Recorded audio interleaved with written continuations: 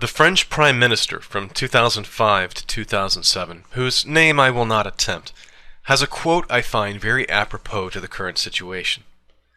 Between an uncontrolled escalation and passivity, there is a demanding road of responsibility that we must follow.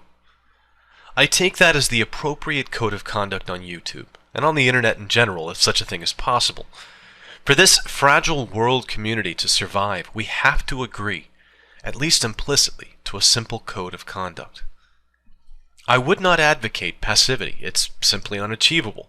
Our differences are too great. We will argue, we will shout, and we will not get along. Our interests lie at cross purposes. Words will be exchanged, heated words. Bigots and trolls can't be filtered out. It is the nature of the internet to bring together people, most of whom will hate each other. But just like the community of nations, we must weigh the consequences of escalation. Our criticisms and our actions must be reflective of the action and the actor we are responding to. Wars, flame wars, or real wars never have a happy conclusion for everyone involved. They necessitate permanent damage, or, in the case of real-world wars, loss of life. They leave scars on both sides that don't heal. It doesn't matter who is the aggressor, so long as the harm continues to be escalated on both sides. The only responsible party is one who can put aside the momentary pain of allowing their opponent the upper hand in the interest of not reaching the inevitable and irrevocable consequence of continued escalation. It will hurt, but less so than the inevitable consequence of two people refusing to back down. Take a moment when you are tempted to lash out at someone beyond a hate-filled comment, a criticism, or a video response.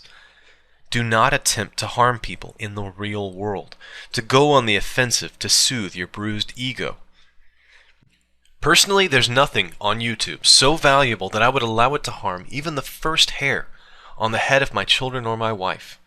There is nothing so harmful to me that I would attempt to jeopardize someone else's livelihood or personal safety. Better to leave YouTube forever, if this is the inevitable consequence of open discussion and disagreement. The demanding road is disagreement without personal harm.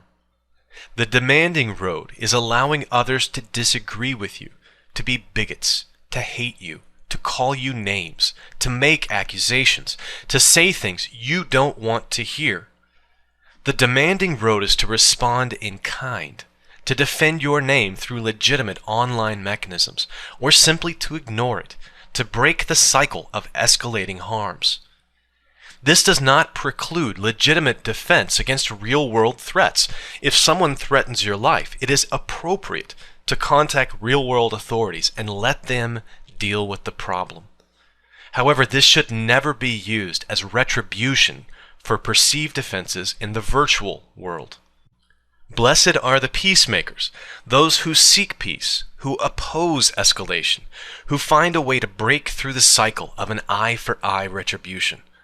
They need not be passive, but they must walk the demanding road of responsibility. Our global community depends on it. Thanks for watching. Every cell of each plant and animal contains genetic information coded onto the DNA molecules.